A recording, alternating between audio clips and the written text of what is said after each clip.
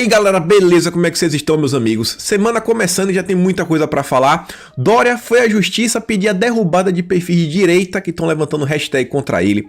Aquela questão do STF, que o Marco Aurélio acabou liberando aí o cara do PCC, o Fux revogou, agora um já tá brigando com o outro, o Marco Aurélio falando coisa do Fux, Janina Pascoal entrou, falou que era culpa de Bolsonaro, aí veio a Zambelli, defendeu, Maia já entrou na história, a Maia agora já tá falando da PEC de segunda instância, tentar aprimorar, a gente vai comentar sobre isso daí.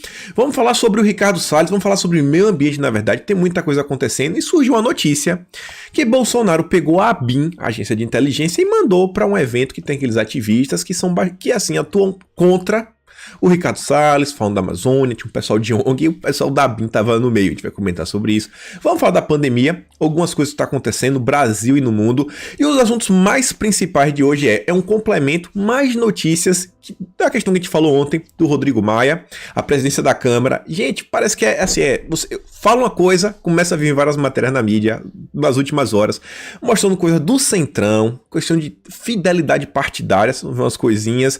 O Arthur Lira, que eu tava falando ontem, né, mas um dos candidatos fortes à presidência da Câmara, se pronunciou, mais coisa da Tereza Cristina, e também vamos falar da esquerda. Gente, parece aí que os amigos do Soros, sabe o Geraldinho Soros, agora estarão ajudando o TSE. Teve gente que ganhou cargo no TSE.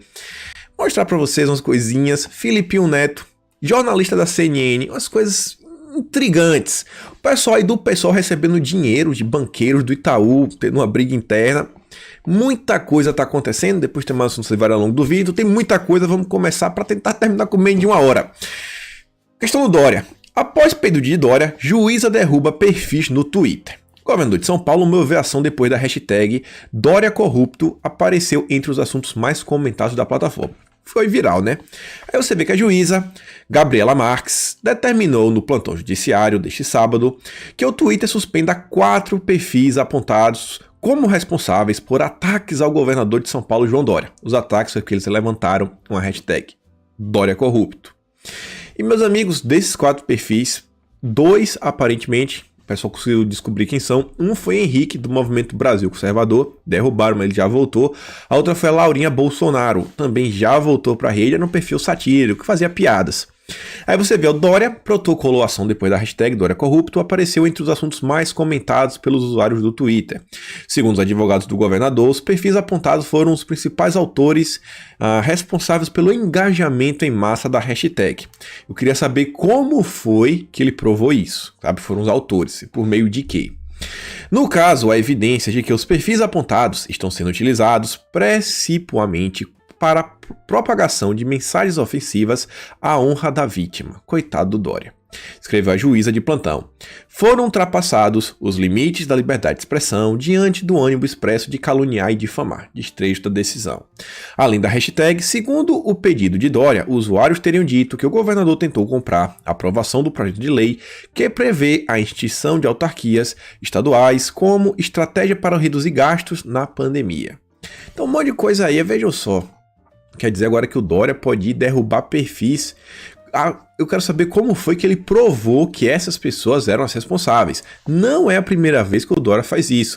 No passado tinham levantado a hashtag Dória cachorrinho do PCC, uma coisa dessa, e também ele foi atrás de um monte de gente, mas até então não lembro de nada ter acontecido. E o que vocês acham do governador de São Paulo? O pessoal foi além do limite da liberdade de expressão? Será que tem um fundo de verdade? Foi justo? Não foi? Acho que vale a pena falar. Era para ter uma matéria aqui que era relacionada ao Dória, mas vamos falar aqui primeiro do STF, deve ter me atrapalhado aqui na ordem das matérias, deve ter colocado junto com a pandemia. Que envolve Dória, envolve dinheiro e contratos estranhos. Mas a questão lá do STF, né? Após medida do Supremo soltar o cara do PCC, parlamentares defendem mudar lei que foi aprovada pelo próprio Congresso. Já aqui na manchete, né? Peraí, lei que foi aprovada pelo próprio Congresso. Gente, tem alguma lei que não é aprovada pelo Congresso? Tem alguma lei que... Eu acho que não tem, né? Então, acho que é uma repetição, né? Pleonasmo. Aí diz que após o Marco Aurélio no STF determinar a soltura do carinha lá, parlamentares e políticos defenderam a mudança da legislação para coibir situações do tipo. O magistrado afirma ter se baseado em novo trecho do artigo 316 do Código de Processo Penal, incluído após a aprovação do pacote anticrime aprovado no Congresso de 2019. Segundo esse novo texto, o juiz precisa reavaliar a prisão preventiva a cada 90 dias, antes não havia prazo. Com a repercussão do caso, parte dos parlamentares falou neste domingo, dia 11, em revogar esse item da lei e outros reivindicaram aprovar a proposta de emenda à Constituição, a PEC, de segunda instância. Falando isso daí. Então, a gente vai comentar isso, continuar aqui, depois a gente comenta tudo. O deputado federal Major Vitor Hugo, base de apoio total, né, era o líder do governo, cobrou que o presidente da Câmara, Rodrigo Maia, coloque na pauta a PEC da segunda instância, prisão de segunda instância. Essa é a solução para muitos dos nossos problemas, impunidade que gera descrença na justiça, escreveu o ex-líder do governo nas redes sociais. O senador Álvaro Dias também pressionou Maia para acelerar a votação da PEC da prisão em segunda instância. O presidente nacional do Cidadania, Roberto Freire, defendeu a proposta. Se não for aprovada essa medida, de acordo com o político pernambucano, a lei seguirá beneficiando todo esse pessoal que gosta de fazer muita coisa errada. E aí, você vê, né? Vou comentar a primeira parte da matéria com esse comentário aqui da Janaína. Carla Zambelli veio a público para falar o seguinte, ó.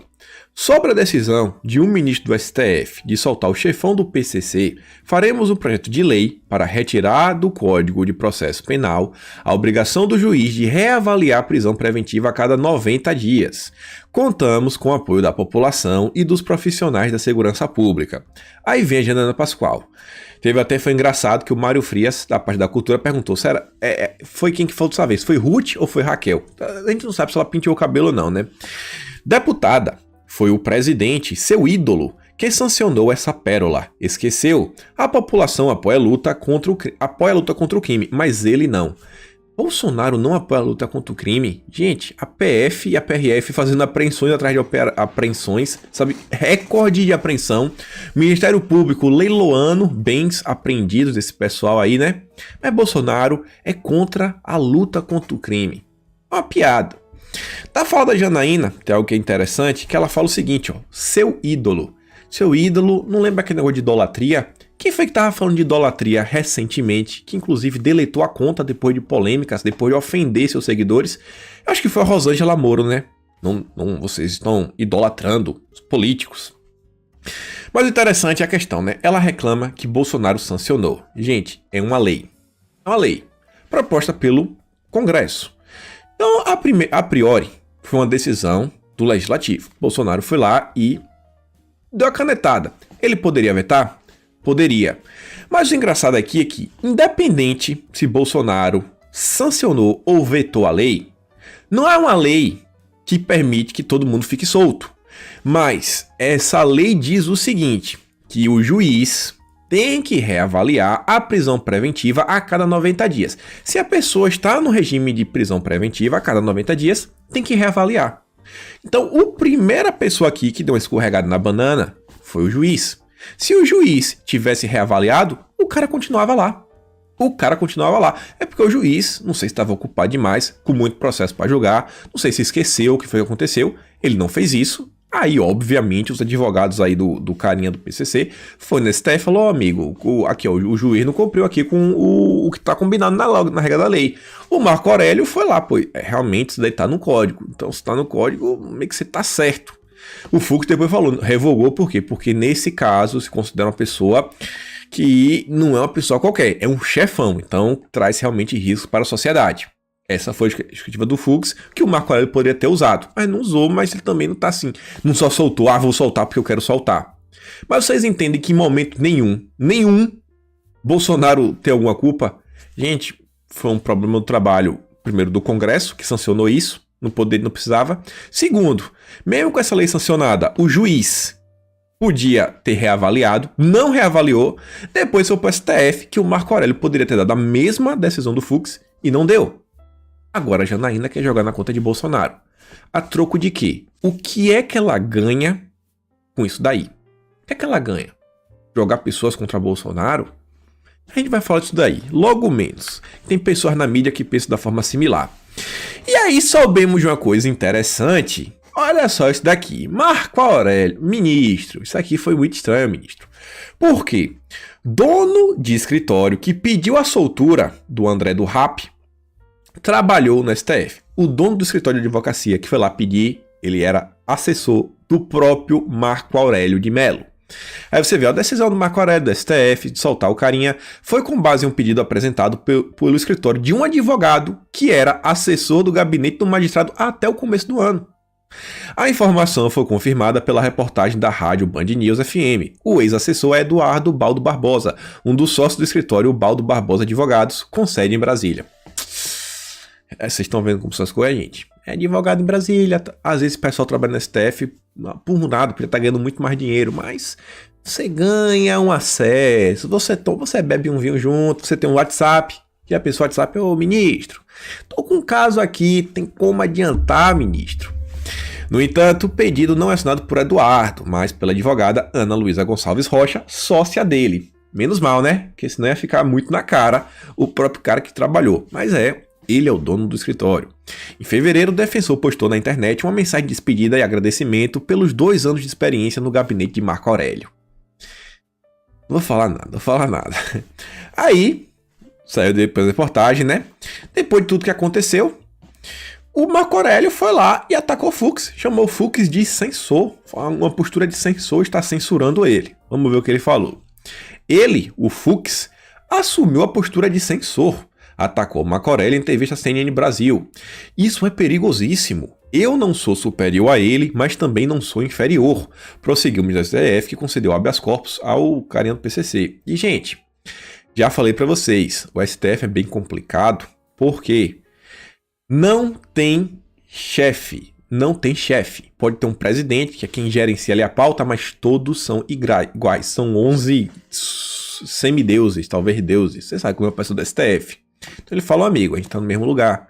Você deu a sua decisão monocrática contra mim. Fique esperto. Ainda sobre o tema, Marco Aurélio afirmou que tomou decisão amparado pela legislação em vigor e que, ao seu ver, qualquer entendimento contrário assumia a figura de... iria fazer ele assumir a figura de um justiceiro. Alguns acham que o fim justifica o meio, declarou. Nesse sentido, ele citou que tem mais de 40 anos de carreira na magistratura brasileira. Tipo assim, isso é meio complicado. Você, enquanto cidadão comum, eu também como cidadão, eu acho que a gente pensa muito mais pelo certo e pelo errado do que pela lei. E pelo certo, o cara tem que estar preso. Certo e errado, é a moral. Moral cristã de Deus. Certo e errado, cara, esse cara tá errado, fica lá. Não é porque o juiz não teve tempo de reavaliar que vai te dar o direito de sair. Mas enfim, ironia. Depois de disparar críticas contra o censor presidente da corte, o ministro não atacou diretamente André do Rap, que, segundo investigadores da Polícia Militar de São Paulo, aproveitou a liberdade e fugiu para o Paraguai. Em vez de se posicionar de forma contundente, ele preferiu ironizar a situação. Quem sabe seja o caso de suspender meu contra-cheque, questionou o ministro. É como as coisas, né? Ele podia ter criticado o cara que fugiu, diversas coisas. Não, ele vai lá reclamar do Fux e vai fazer piadinha. Suspende meu contra-cheque, suspende meu salário. Aí, uma notícia aqui que, para alegrar um pouco, botar um pouquinho de esperança no coração de vocês, o Leonardo Coutinho trouxe informação que nas últimas horas, um carinha aí, brasileiro, que estava no Paraguai de férias, meio que fugido do Brasil, foi pego, o Brasil pediu ajuda da Interpol, foi pego e vai ser extraditado para o Brasil. Então, se o André do Rap estiver lá, talvez ele possa vir para cá também. E o Coutinho diz o seguinte, parece que o André do Rap fugiu para o Paraguai. Acho que os bandidos brasileiros andam meio desatualizados sobre o país vizinho. Os paraguaios aprenderam de prender Fábio Costas, também conhecido como Pingo ou japonês, um dos bandidos mais procurados do Brasil. E não estou fazendo piada, o Paraguai está prendendo como nunca. No ano passado, fiz uma apresentação no Banco Central deles. Vi a disposição do país em mudar protocolos e livrar-se dos bandidos. Se eu fosse apostar para André do Rap fugiu, eu apostaria na Bolívia. Então vamos ver, né? Vamos ver. Espero que tenha um pouquinho de, esperança no coração. Aí aqui, que era pra estar depois daquela notícia do Dória, porque era sobre o Dória. Dória fala, ele tá muito chateado que chamaram de corrupto. Será que... Vamos ver aqui, né? Que essa matéria do antagonista não tá falando isso, mas tá sugerindo que tem algo estranho, Dória, no seu governo. Saiu uma matéria falando o seguinte, contrato firmado por governo Dória sob suspeita. Ministério Público de Contas de São Paulo identificou uma série de irregularidades no processo de contratação de uma empresa para fornecer profissionais de enfermagem ao Estado por 34 milhões. Pouquinho dinheiro, né? 34 milhões, tá de boa. Além de identificar um possível sobrepreço, olha, superfaturamento, no contrato firmado pelo governo João Dória, o Ministério Público descobriu que a contratada Assistenza tem capital de R$3 mil. Tem, o contrato é 34 milhões, agora o capital dela é R$3 mil. Vai vendo. Conta com apenas 2 funcionários e foi escolhida sem licitação, após uma pesquisa de preços que tinha como concorrente, concorrente 2 pessoas, mãe e filha. A empresa que foi derrotada foi a Salos, que ofereceu um orçamento de 40 milhões, 6 milhões a mais. E esse daqui já é sobrepreço, superfaturamento. Essa empresa aqui, essa Salos, é presidida pela Adriana Marostica, que é mãe da dona da Assistenza. Ou seja, a empresa que perdeu, a dona é a mãe da empresa que ganhou. Coincidências do Brasil, né? Thalita Marostica. Até fevereiro, ambas as empresas declaravam endereço no mesmo prédio. Eu acho que vai dar ruim, Dória. As coisas estão ficando complicadas. Cada dia que passa está ficando um pouquinho mais complicada pro Dória. Tenho esperança que de 2021, Dória não passa. E aí, gente, só falando de pandemia, tinha que mostrar aqui pra vocês essa imagem. Falei um pouco isso aqui no vídeo de ontem. O povão foi lá, abriu a loja da Van. O povo foi lá, doidado, fazer compra. Luciano Hang tava lá. E aí vem o André Fran, ligado aí ao Grupo Globo, não lembro se ele é da Globo ou do Globo News, aí vem falar, parabéns à Van. Não pela inauguração de mais uma loja, mas por promover uma situação como esta, em meio a uma pandemia. Se esse país fosse sério, isso dava prisão. O cara quer prisão, gente. Aí o Rafa Gala fala o seguinte, aglomera Brasil. Deus é top demais. Economia torando, esquerdista chorando. Tem coisa mais gostosa? Esse pessoal quer fica em casa. Fica em casa. O salário dele, gordo, aí do Grupo Globo, tá pingando na conta e ele ganha, sabe? É isso aí, chorando pros seus similares. Enquanto isso, aqui são as pessoas que estão tentando fazer o Brasil andar pra frente. A economia tem que aquecer. Tem que vender empregos. E o pessoal tá aqui, fazendo a parte. Mas pra esse cara é a pior coisa do mundo. Fica em casa, não sai de casa. Aqui, pra mim, foi uma das melhores participações ativas do povo brasileiro na luta pela liberdade. Essa daqui foi sensacional.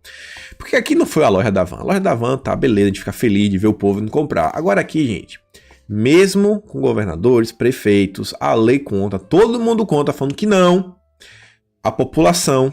Aí, Ciro de Nazaré, mesmo sem procissão, fiéis fazem caminhada e aglomeração. Tá vivo, né? Jesus está vivo, não morreu, tá aqui, O povo falou, cara, não, o Ciro de Nazaré, não, a gente vai fazer. Que seja você querendo missa virtual, vai lá e faz. A gente vai tomar as ruas. Tô nem aí. Olha só como são as coisas, né? Realmente, isso aqui, pra mim, hoje ainda, né?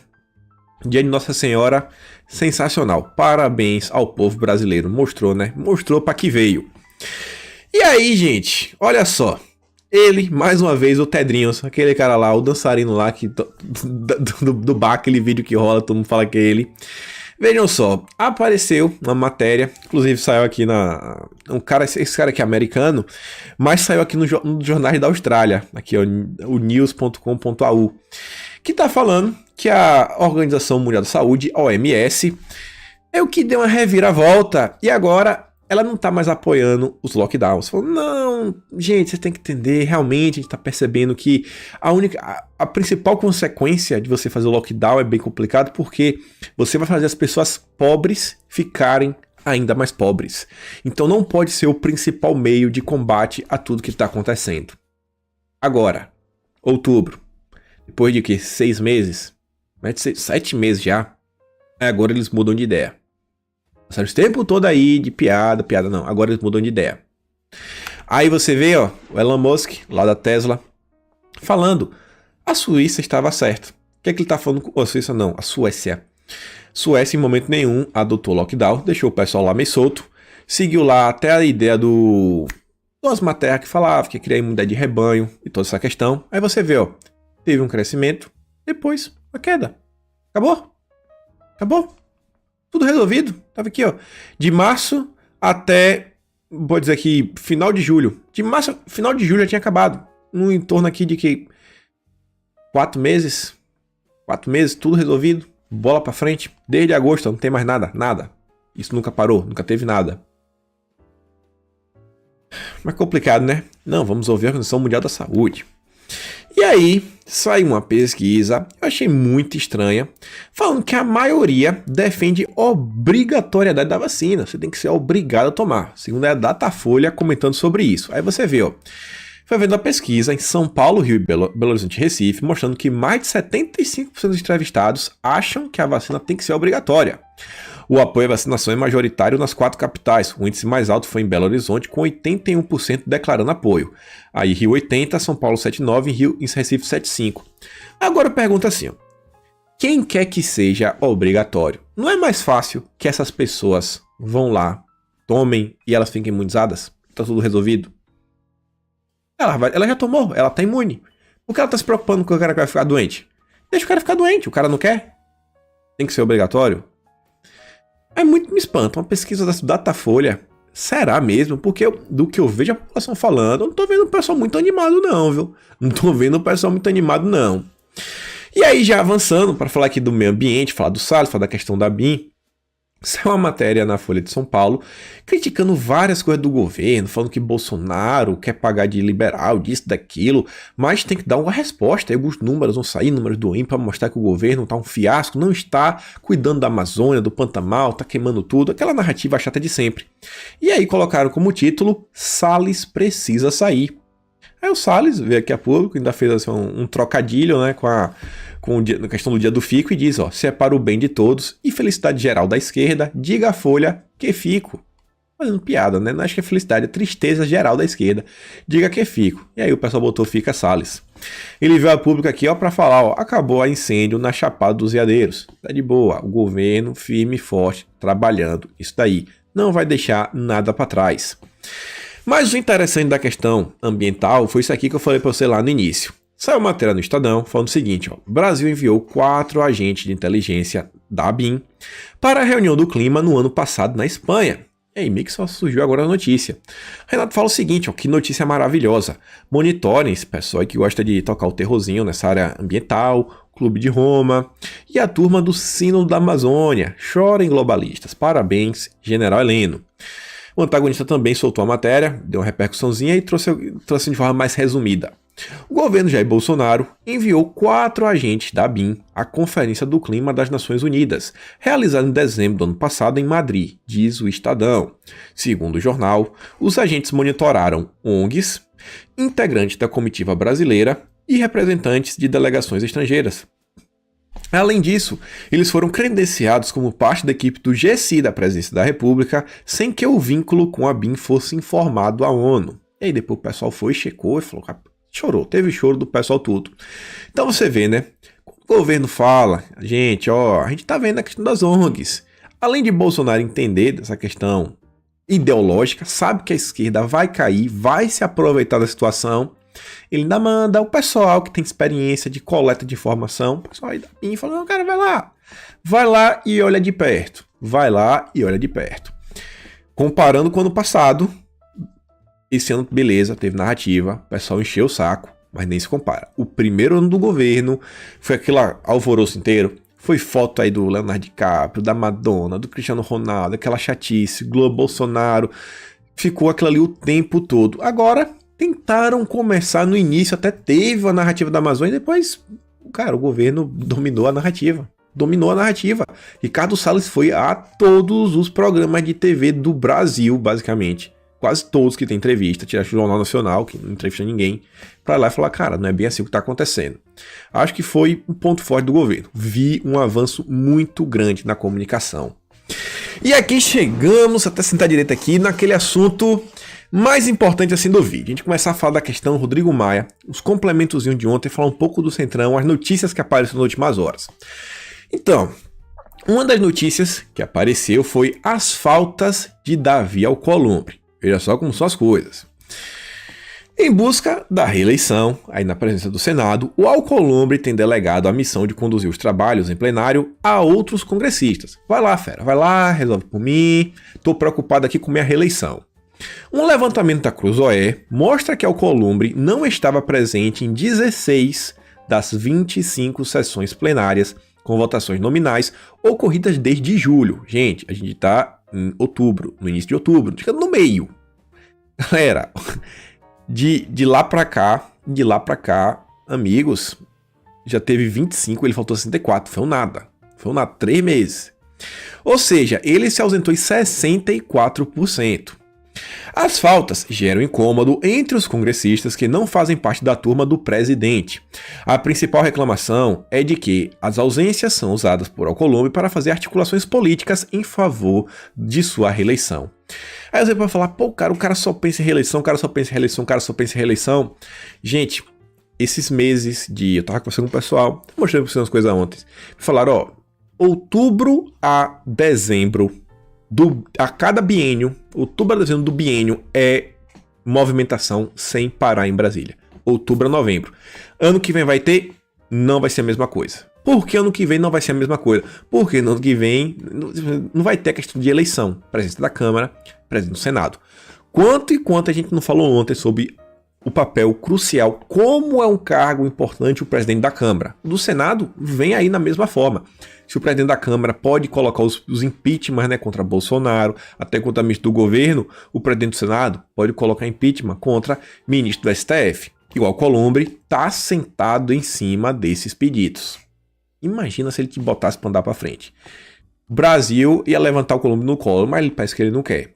Então você vê como são as coisas. Então, o governo como um todo, digo assim, não o governo Bolsonaro, mas os políticos brasileiros em Brasília, nesse período, tá todo mundo tentando agilizar o seu lado. Por quê? Porque não é só o cargo da presidência da Câmara. Isso daí, que juntamente tem os acordos das comissões, disso, daquilo outro, e por aí vai, papapá. Semana passada, quantas notícias saíram? Eu não trouxe aqui ainda porque eu tô analisando para tentar entender. Que é a questão da comissão do orçamento. Tá tendo aí agora para fazer aquela comissão mista do orçamento. E tá tendo a briga, um cara lá, que é do lado do Rodrigo Maia, e o Alcolumbre até deu uma ajudinha pra esse cara, pra ele não perder a comissão, e do outro lado tem Arthur Lira, que é do PP, que tá na base do governo.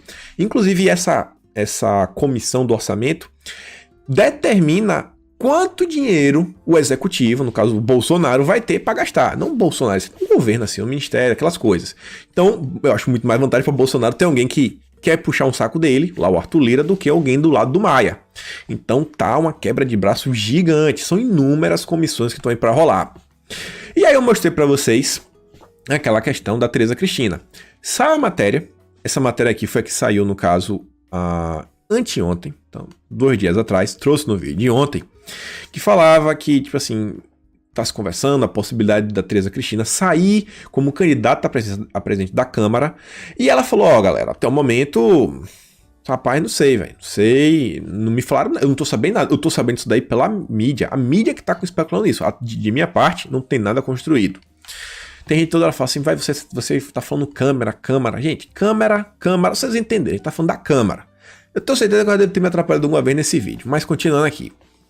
E olha só, aí ontem saiu a matéria, na verdade, isso aqui foi ontem... Não, realmente isso aqui foi ontem a matéria. Saiu ontem a matéria, tô aqui pensando se tá no horário da Austrália ou tá no Brasil, mas isso aqui realmente era do Brasil. Saiu a matéria, fala o seguinte, ó. O que pensa a Maia sobre as possibilidades de Arthur Lira na presidência da Câmara? Peraí, começaram a falar da Tereza Cristina, agora já tá perguntando a Maia o que ele pensa do Lira. São adversários. A interlocutores com quem tem conversado, Rodrigo Maia tem garantido que se fosse hoje, o Arthur Lira, candidato preferencial do Centro e de Jair Bolsonaro à presidência, não seria eleito. Hoje ele não vence, segundo Maia. Mas admite que, como a eleição acontece só em 1º de fevereiro, muita coisa pode mudar. Aí Maia fala o seguinte, ó, Maia estima que o candidato que representar a frente ampla, ou aquela frente ampla que a gente vem falando, que é DEM, PSDB, MDB e a esquerda, olha só, a esquerda vai estar com esse pessoal, que foi a eleição do Rodrigo Maia, como o Ciro Gomes falou, não, a gente não tinha como ganhar, falei, vamos se juntar com o Maia, porque a gente se junta agora com o Maia, a gente negocia o apoio, falou, Maia, a gente vai te apoiar, Beleza? Agora a gente vai querer algumas comissões chaves, que é o que o Ciro Gomes fala. Maia entregou o pacote anticrime, esse que a Janaína Pascoal está reclamando do Bolsonaro, a relatoria, Maia entregou pro Marcelo Freixo. Então a esquerda fala, cara, vamos se juntar, vamos ver aqui que é o nome pra gente ganhar alguma coisa. Pra gente pegar algumas comissões chaves que vão ser interessantes pra gente poder atrapalhar a vida do governo. E aí fala depois o seguinte, ó. A propósito da esquerda, Maia tem dito que é grato a ela, pois ficou ao lado dele quando, meses atrás, o Centrão tentou isolá-lo. O Ciro Gomes falou, Maia, somos aliados. Maia é um grande aliado da esquerda. Maia é um grande aliado da esquerda. Sobre a articulação para tentar fazer Tereza Cristina uma candidata que agrade a ele e a Bolsonaro, Maia tem repetido que a ministra é uma de suas melhores amigas e que seria uma glória para ele ter sucedido na presidência por uma mulher. A Tereza Cristina atualmente é do DEM, agora é uma ministra muito boa. Eu espero que Bolsonaro realmente tenha um nome aliado a ele, porque senão Bolsonaro vai ter que repor a ministra e também espero que ele ache um nome também tão bom quanto. Mas vamos analisar isso daí. E é o interessante que depois que saem essas matérias, o Arthur Lira é um perfil pequenininho lá no Twitter, uns 2.000 seguidores, foi lá dar um bisoiada. Ele não gostou não. Olha o que ele diz, ó. É impressionante o número de especulações em torno da sucessão da Câmara e no Senado. Antecipar o assunto apenas tumultua o ambiente político e não favorece o que realmente precisa ser discutido. Gente, esse pessoal já tá articulando. Tu acha que esse pessoal já não tá lá em Brasília tentando contar voto, ver quem vai apoiar, quem não vai apoiar, apoiar em troco de quê? Pô, Lira do PP. Tem um PL, e aí, PL, chega aí, a gente tá no mesmo lado. O que é que você quer pra você me apoiar? Pra gente emplacar o Arthur Lira? Pô, não, vou querer, sei lá, a CCJ, Comissão de Justiça. Ah, tá, não sei o que, aí, vai, não vai? Não, mas pô, aquele cara também pediu, e aí? Não, pô, não. Aí, tô negociando, tá vendo? Mas calma, ó, ele tá falando da questão especulação pra tumultuar. Vai fazer mais sentido aqui agora, ó. Essa questão da Tereza Cristina, aí eu fiquei assim meio indagado. Falei, cara, Tereza Cristina, tá. Se ela falou que não veio da cabeça dela, veio de onde? Aí eu fui pesquisar a matéria mais antiga de todas. E aí é a do Congresso em Foco do UOL. Inclusive até quem noticiou depois daí foi a revista Fórum, que é da esquerda, e falou segundo a reportagem, o furo de reportagem do UOL, blá blá blá, de Lauriberto Pompeu e Edson Sardinha. Aí falou da Tereza Cristina. Aí a matéria é o seguinte, ó, Tereza Cristina é pressionada a disputar o comando da Câmara. Em conversa com deputados, a ministra nega a intenção de concorrer. O Congresso em Foco afirmou que há um movimento para a candidatura. A articulação não foi iniciada por Tereza, mas por congressistas ligados a ela. E conta com apoio de segmento das bancadas ruralista e feminina e base do governo na Câmara. E olha só, por enquanto não há posição unificada. Esses três grupos da Câmara, que são os três grupos, bancada ruralista, feminina e base do governo, estão divididos no apoio das candidaturas. Marcos Pereira, do Republicanos, vocês estão vendo aí o partido do Celso Russomano, Bolsonaro trouxe para perto, Arthur Lira, do PP, e ainda existe uma certa conversa com o MDB do Baleia Rossi, inclusive você viu lá que Bolsonaro mandou o Temer lá para a viagem do Líbano. Então, junto a essa matéria, que você vê que o pessoal não bateu o martelo ainda, não tá tão unificado com o que o Arthur Lira falou. Ele falou, vocês estão querendo gerar tumulto, vocês estão querendo atrapalhar pro meu lado. A gente tá querendo fazer alguma coisa, vocês estão querendo criar um nome. Por quê? Pensa assim, gente. Tereza Cristina é um nome interessante. Talvez ela não consiga os 300 votos para ser eleita. Mas pode chegar um grupo e falar, velho, nós somos 60 pessoas e eu tô fechado com a Tereza. Ainda que ela perca, eu vou votar nela. É 60 votos, é 60, mas eu vou votar na Tereza. Aí a Tereza, junto com essa aqui, ó, os congressistas ligados a ela, essa base de apoio dela, não sei quantos deputados são, chegam lá e conversam com esses três. Vai conversar com o Marcos, vai conversar com o Arthur Lira, vai conversar com o Baleia Rossi e até com o candidato do Maia. Fala só o seguinte, ó. A gente tem um grupo aqui de 60 deputados. São 60 votos. E aí? O que é que vocês vão oferecer pra gente não colocar a Tereza e esses 60 votos aí ser pulverizado e ficar perdido? Quem que paga mais? Quem que vai dar mais comissão? O que é que a gente ganha se a gente apoiar vocês? Então, o momento agora, galera, parada em Brasília voa. Parada em Brasília tá voando, tá voando. E o Bolsonaro, o governo, não tá de olho fechado pra isso não, tenha certeza.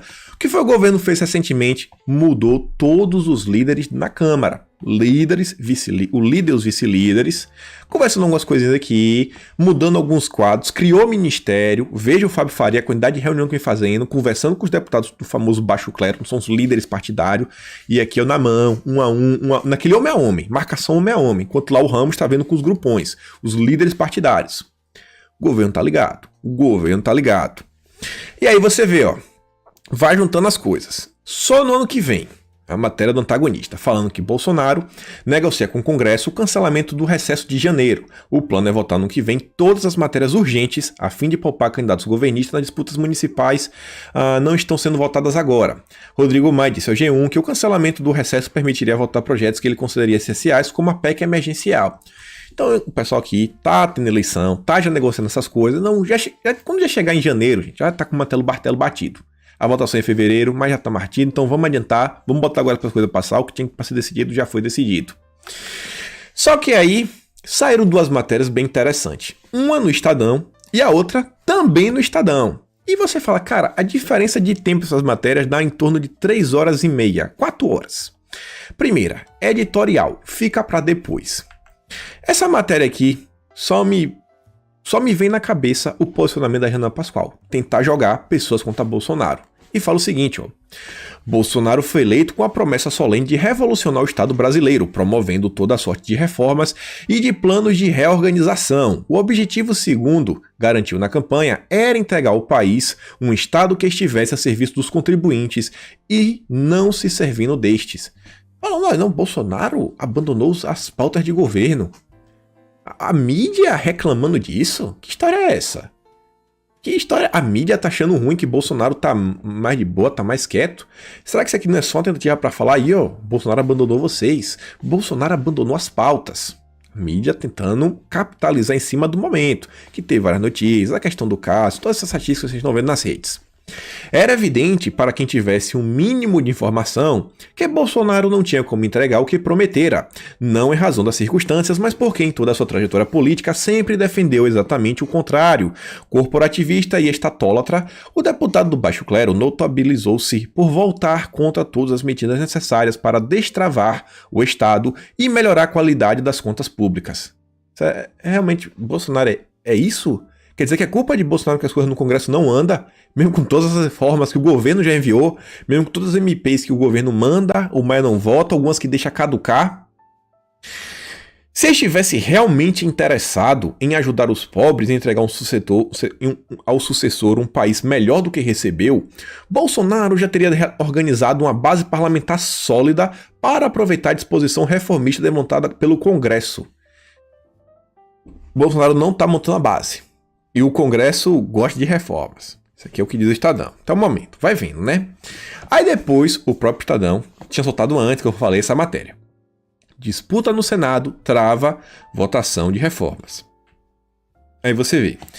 O governo conseguiu aproveitar o embalo do Congresso para aprovar o novo marco legal do saneamento. Isso aqui não é reforma? O governo aprovou. Mas, desde então, a fila de micro-reformas está travada no Senado. Apostas para a retomada econômica desde o início da pandemia, o novo marco legal do mercado de gás e novas regras para a recuperação judicial foram aprovadas pelos deputados e estão à espera dos senadores. A culpa é de Bolsonaro nessa situação ou sobre esses pontos aqui a culpa é dos senadores? Também não há previsão para votar textos que modernizam regras dos setores ferroviário e elétrico, que começaram pelo Senado. Todos esses projetos estavam na lista de prioridades enviada ao Congresso pelo ministro da Economia Paulo Guedes ainda em março. Março enviou. Então, acha aquela matéria, aquele editorial, é para criar narrativa, né? Pegar que tem muita gente chateado com algumas coisas que aconteceram nos últimos dias e tentar jogar essas pessoas contra o governo. Só quem ganha é a esquerda. Da relação apresentada, somente o marco do saneamento, que abre espaço para a iniciativa privada atuar com mais força na exploração de serviços de abastecimento de água, coleta e tratamento de esgoto, limpeza urbana e reciclagem de lixo, teve aval dos parlamentares até agora. Entre os projetos à espera de votação estão a nova lei do gás, aprovada em setembro pela Câmara, e os novos marcos do setor elétrico e de ferrovias, em discussão no Senado desde 2006 e 2018, respectivamente. Para Rogério, é difícil que os três sejam votados ainda neste ano. A culpa é de Bolsonaro? Então pra quem faz a matéria daquela? O pessoal tá se aproveitando. Aí você vem Rodrigo Maia pra falar, a reforma administrativa não sai esse ano, admite o Maia. Aí a culpa é de Bolsonaro? A culpa é do governo federal? Ou a culpa é dos congressistas? É dos parlamentos, dos deputados federais, dos senadores? Aí, olha só que interessante.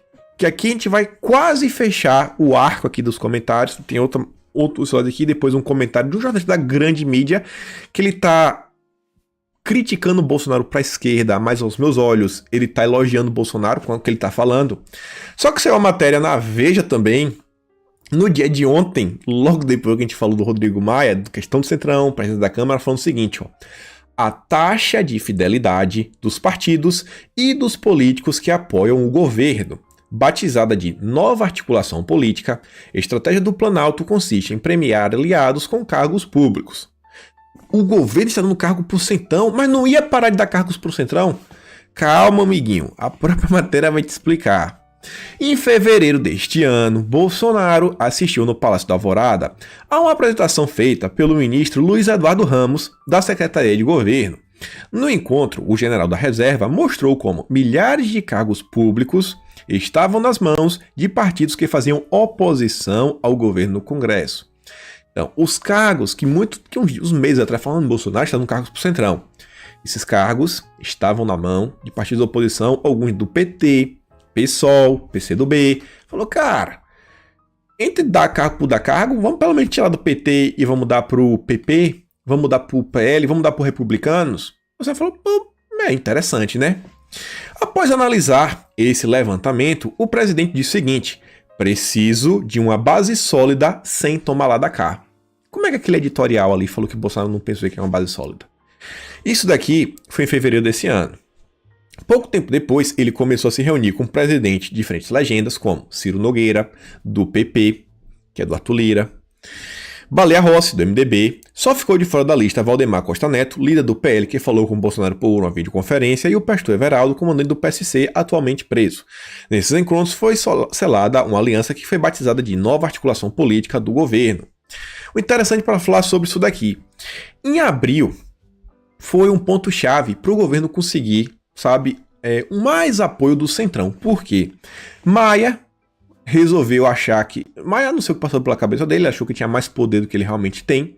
Foi na Espanha, se encontrou com o pessoal para discutir sobre parlamentarismo. Você deve lembrar disso. Naquela época, foi um pouquinho... Foi no período ali que inclusive rolou aquela live do domingo, que o Roberto Jefferson estava com Oswaldo Eustáquio, todas as questões rolando. O Brasil tava todo mundo puto, lockdown, todo mundo trancado.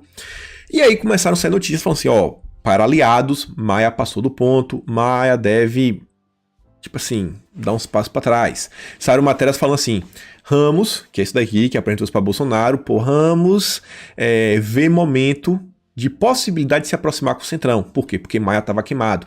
Começaram a subir hashtags, Maia isso, Maia aquilo outro, todo santo dia que foram parar nos top trends mundiais.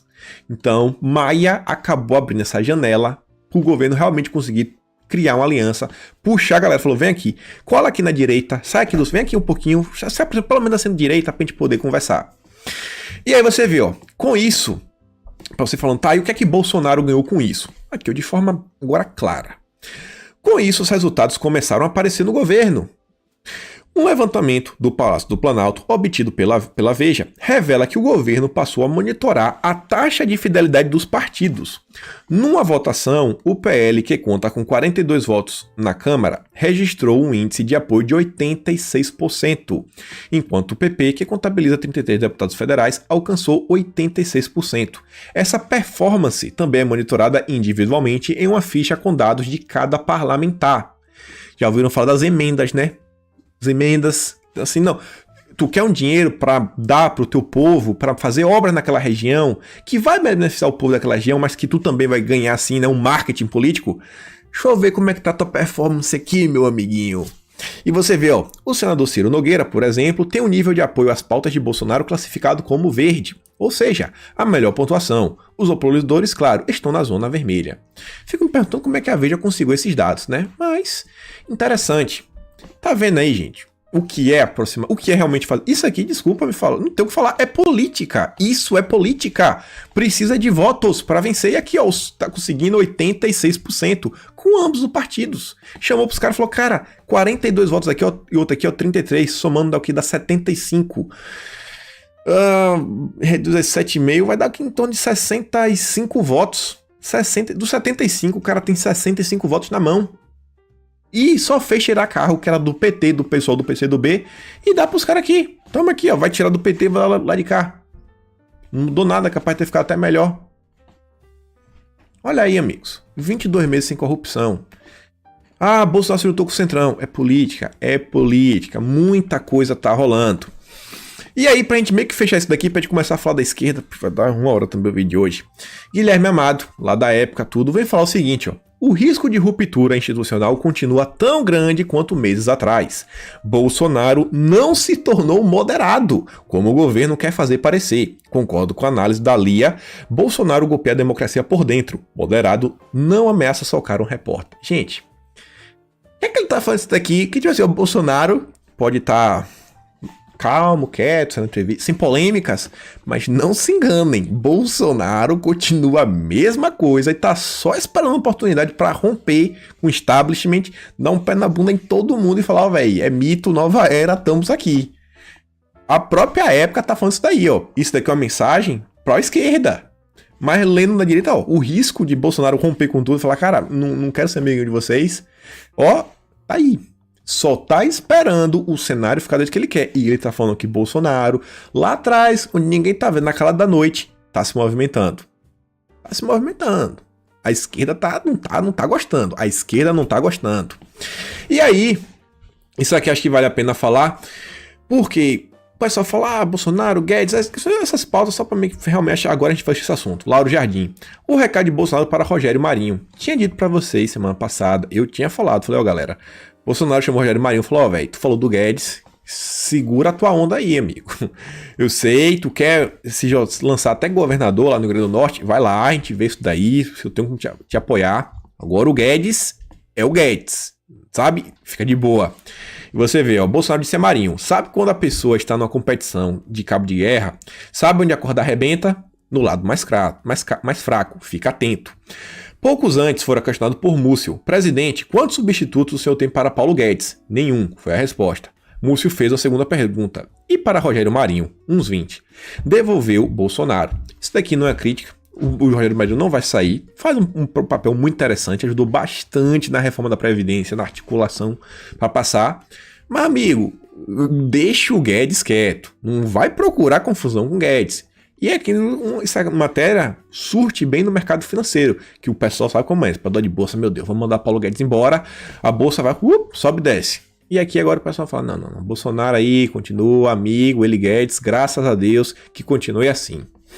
E aí, meus amigos, Guilherme Amado, que a gente falou dele, só dar uma notícia rápida, veio compartilhar fake news falando, ó, Jair e Flávio Eduardo não farão campanha para Carlos Bolsonaro. Aí o Flávio Bolsonaro posta isso e fala o seguinte, ó, o cara inventa uma história e joga no único intuito de prejudicar a candidatura de Carlos Bolsonaro. Isso não é jornalismo, é crime.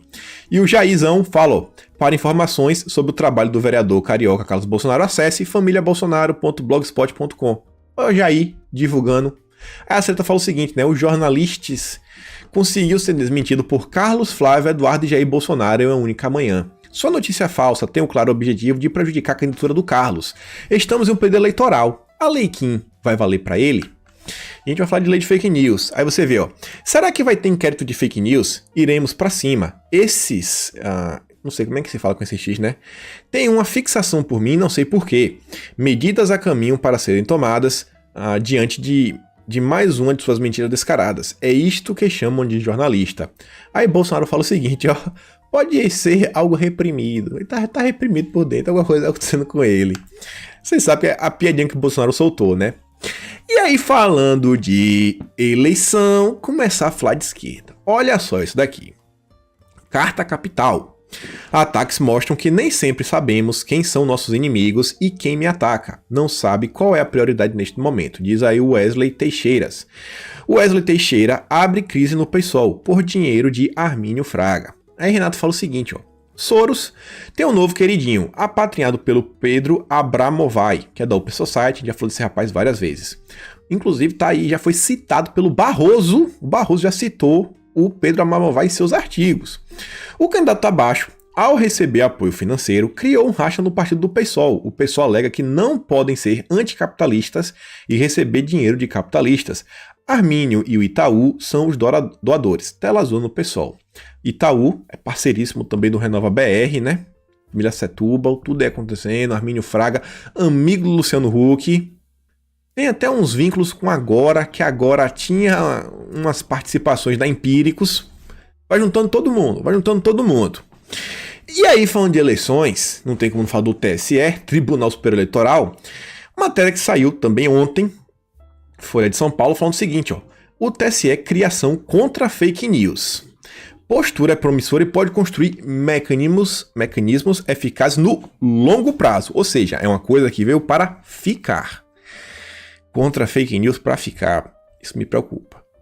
Neste ciclo eleitoral, houve mudanças importantes do Tribunal Superior Eleitoral para lidar com a questão das fake news. Só para deixar claro, o termo fake news, usa o termo fake news para designar não só notícias, mas como conjunto, como todo de manipulação online. Nesse contexto, combater os métodos de propagação ilícitos é estratégia muito mais eficaz. Os métodos é tipo assim, os meios, combater o WhatsApp, combater as redes sociais, ou seja, é colocar medidas, restringir a liberdade do cidadão nas redes sociais, é isso que você quer fazer? Estranho, não?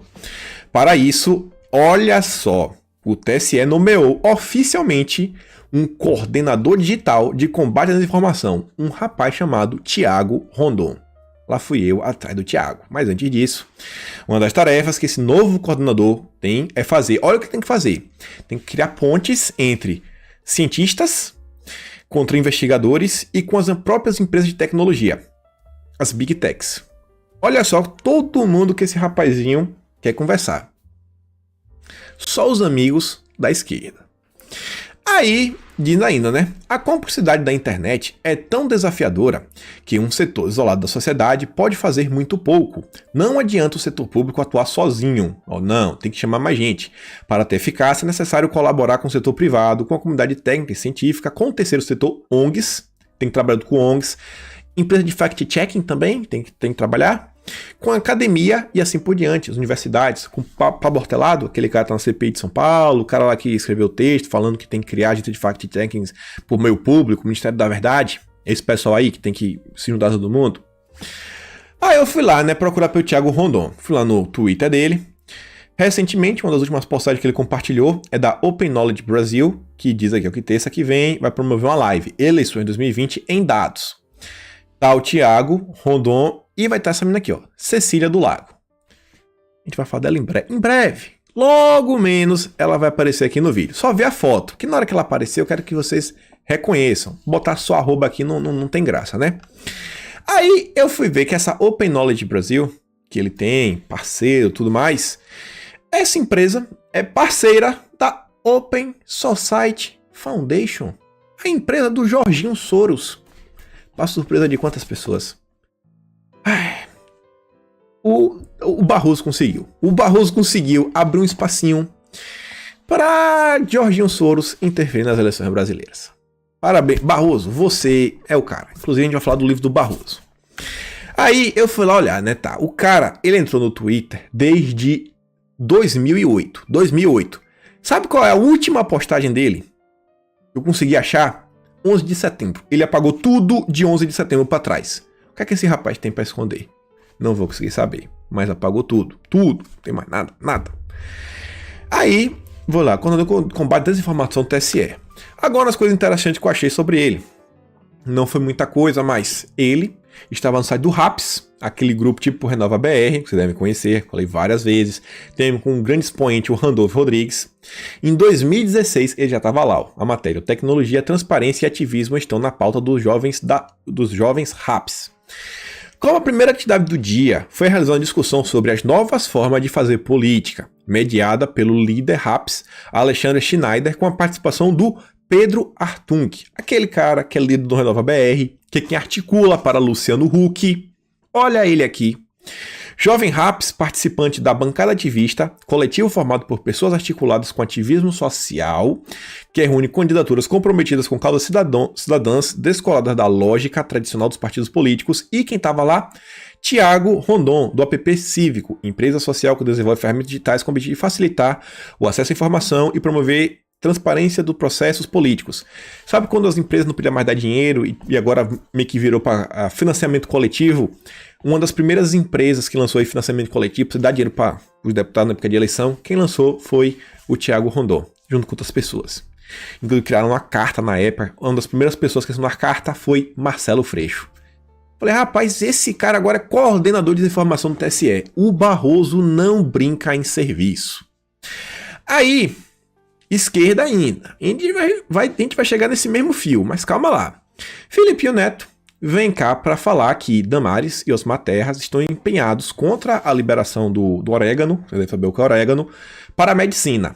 Não, não é isso. Eles estão contra a legalização do plantio. Inclusive o próprio Marcos corrige ele, fala o seguinte, ó: para o maior influenciador digital do país, tem que ser muito podre para ser contra a legalização do plantio do orégano. É o plantio, amigo. Por que esse rapaz quer que o plantio seja liberado? O Brasil, grande do jeito que é, dificuldade que é de controlar. Com esse pessoal do PCC, Comando Vermelho... Felipe, olha as pautas que esse rapaz está promovendo, mas beleza. Aí, olha, rapaz, essa foto. Essa foto apareceu no instante, não foi? Essa menina aqui, ó, Cecília do Lago. Não é essa aqui a menina que tem aqui até um CNN aqui, vermelhinho, esse ponto vermelho na foto, esse CNN, que tava lá com o Tiago Rondon, que tá no TSE. Ela apareceu aqui, ó, numa matéria que o Felipe Neto postou, que ele fala o seguinte, ó, olha a matéria. População aponta jornalismo profissional como a fonte mais confiável para se consultar notícias nas eleições. Gente, quer dizer que para vocês o jornal, a mídia Globo é o mais profissional, assim, é o mais confiável? A matéria que o Globo diz. Aí o Felipe fala o seguinte, ó.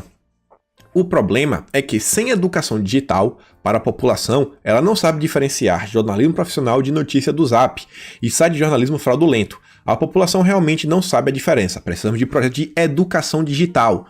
Ele está apoiando a PL 3144 da Joyce, que fala que vai colocar como matéria em todos os níveis de ensino, ou seja, de crianças até universidades, matérias ligadas à educação digital. É isso que ele está defendendo, apoiando a Joyce. Aí vem a Cecília.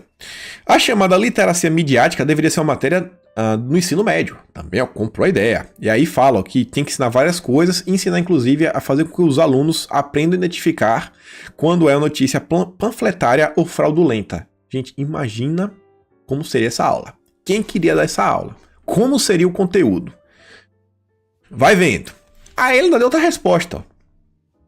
Realmente, o tema sempre foi tratado na escola. Entretanto, a nossa geração, Felipe, não teve chance de ser preparada para o ambiente de mídia que temos hoje. Os adultos de hoje estão praticamente indefesos contra ataques coordenados de desinformação. Aquela narrativa chata. E aí outro perfil verificadinho, compartilha o Felipe Neto, fala o seguinte, ó. A polarização da sociedade ocorre também porque a maioria das pessoas ainda não está preparada para construir informações na internet. Ó, polarização, esquerda e direita. Temos que acabar com isso. Esquece história de rótulos. Não, para, gente, para. Estamos literalmente vivendo realidades distintas. A educação digital é um projeto de inclusão, igualdade e justiça. Felipe Neto acerta demais. A esquerda não tá parando, a esquerda não para. E ainda vem, ó, a Cristina Dagla. Essa daqui é, tipo assim, cofundadora da agência Lupa, agência de fact-checking, e fala, ó, o Felipe acerta aqui. O Lupa Educação, a empresa de fact-checking, já tem um Lupa Educação e o Educa Mídia dão um duro danado há anos, mas é preciso escala. É urgente multiplicar os esforços em alfabetização midiática. Quem é que vai... Gente, toda matéria tem livros didáticos. Você vai estudar português, tem um livro de gramática. Se você insere esse conteúdo na matriz curricular, você tem aulas de educação midiática.